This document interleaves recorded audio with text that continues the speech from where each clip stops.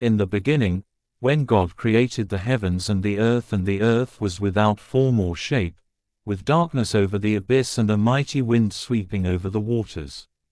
Then God said, "Let there be light," and there was light. God saw that the light was good. God then separated the light from the darkness. God called the light day, and the darkness he called night. Evening came, and morning followed the first day. Then God said, "Let there be a dome in the middle of the waters, to separate one body of water from the other." God made the dome, and it separated the water below the dome from the water above the dome. And so it happened. God called the dome sky. Evening came, and morning followed the second day. Then God said, "Let the water under the sky be gathered into a single basin, so that the dry land may appear." And so it happened, the water under the sky was gathered into its basin, and the dry land appeared. God called the dry land earth, and the basin of water he called sea. God saw that it was good. Then God said, "Let the earth bring forth vegetation, every kind of plant that bears seed, and every kind of fruit tree on earth that bears fruit with its seed in it." And so it happened, the earth brought forth vegetation, every kind of plant that bears seed, and every kind of fruit tree that bears fruit with its seed in it. God saw that it was good. Evening came, and morning followed the third day. Then God said, "Let there be lights in the dome of the sky, to separate day from night. Let them mark the seasons, the days and the years, and serve as lights in the dome of the sky to illuminate the earth." And so it happened, God made the two great lights, the greater one to govern the day, and the lesser one to govern the night, and the stars.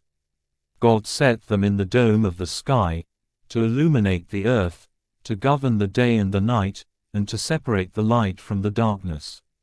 God saw that it was good. Evening came, and morning followed the fourth day. Then God said, "Let the water teem with an abundance of living creatures, and on the earth let birds fly beneath the dome of the sky." God created the great sea monsters and all kinds of crawling living creatures with which the water teems, and all kinds of winged birds. God saw that it was good, and God blessed them, saying, "Be fertile, multiply, and fill the water of the seas, and let the birds multiply on the earth." Evening came, and morning followed the fifth day. Then God said, "Let the earth bring forth every kind of living creature, tame animals, crawling things, and every kind of wild animal." And so it happened, God made every kind of wild animal, every kind of tame animal, and every kind of thing that crawls on the ground. God saw that it was good. Then God said, "Let us make human beings in our image, after our likeness. Let them have dominion over the fish of the sea, the birds of the air, the tame animals, all the wild animals, and all the creatures that crawl on the earth." God created mankind in his image, in the image of God he created them, male and female he created them. God blessed them, and God said to them, "Be fertile and multiply, fill the earth and subdue it. Have dominion over the fish of the sea, the birds of the air, and all the living things that crawl on the earth."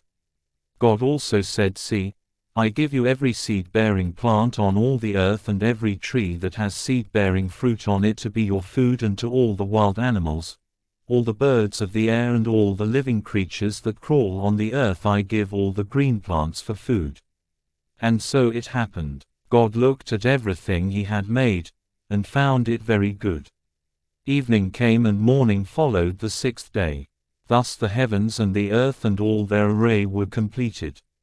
On the seventh day God completed the work he had been doing. He rested on the seventh day from all the work he had undertaken. God blessed the seventh day and made it holy, because on it he rested from all the work he had done in creation.